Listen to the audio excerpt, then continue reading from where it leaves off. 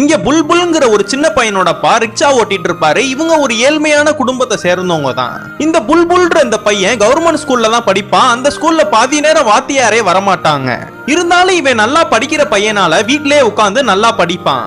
இந்த பையனோட அப்பாவும் சவாரிக்கு லேட் ஆனதுனால அவசர அவசரமா ரிக்ஷாவனா எடுத்துட்டு கிளம்பிடுறாரு. இந்த சின்ன பையனோட அம்மாவும் அவசர அவசரமா சாப்பாடுனா செஞ்சு கட்டி எடுத்துட்டு வந்தா அவர் அதுக்குள்ள கிளம்பி போயிடுறாரு. இவங்க காலையில எழுந்து வேக வேகமா வேலை பார்த்தனால இவங்களுக்கு தலை சுத்துற மாதிரி இருக்கு. இதனா பாக்குறவங்க பையனும் நீ இன்னைக்கு வேலைக்கு போகாதமான்னு சொல்றான். நான் இன்னைக்கு வேலைக்கு போகாம இருந்தேனா என்னை சூப்பர்வைசர் வேலையை விட்டு தூக்கிடுவாருன்னு சொல்றாங்க. அதனால இந்த சின்ன பையன் ஸ்கூலுக்கு லீவ் போட்டு இவங்க அம்மாக்கு பதிலா இவன் அந்த இடத்துக்கு போய் வேலை பார்க்கறான். இதனா தெரிஞ்சுக்கிட்ட அவங்க அப்பாவும் நைட்டு வந்து அவங்க அம்மாவை போட்டு பயங்கரமா திட்ட ஆரம்பிக்கிறாரு. புள்ளைய படிக்கிறதுக்காக ஸ்கூலுக்கு அனுப்பிச்சா நீ லீவ் போட்டு வேலைக்கு அனுப்புறியான்னு திட்டுறாரு. அதுக்கப்புறம் ஒரு நாள் சிபிஎஸ்இ ஸ்கூல்ல படிக்கிற பசங்களுக்குனா இவரு ரிக்ஷா ஓட்டுவாரு.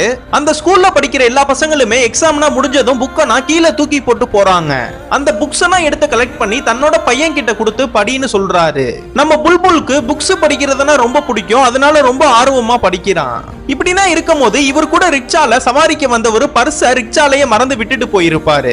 அந்த பர்ஸ திறந்து பார்த்தா 80,000 ரூபாய் கிட்ட ஏகப்பட்ட பணமா இருக்கும். அந்த பர்ஸ அந்த ஆள் கிட்டே கொடுத்துடலான்னு இறக்கி விட்ட இடத்துல போய் கேட்டா இது என்னோட பர்ஸ் இல்ல, இது ஏன்டே இருக்குன்னு சொல்லிடுறாங்க. அதனால அந்த பர்ஸ வீட்டுக்கே கொண்டு வந்துடுறாரு.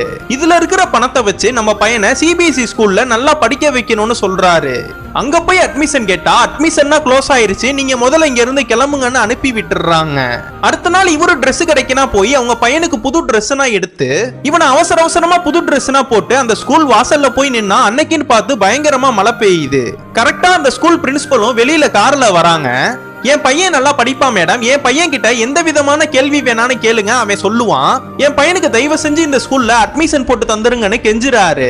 இந்த சின்ன பையனும் அந்த பிரின்சிபல் மேம் கிட்ட பேசுறான். இவன் நல்லா போல்டா பேசுறத பார்த்த அந்த பிரின்சிபல் மேமும் நாளைக்கு உங்க பையனை கூட்டிட்டு ஸ்கூலுக்கு வாங்க, உங்க பையனுக்கு இன்டர்வியூ இருக்குன்னு சொல்லிடுறாங்க.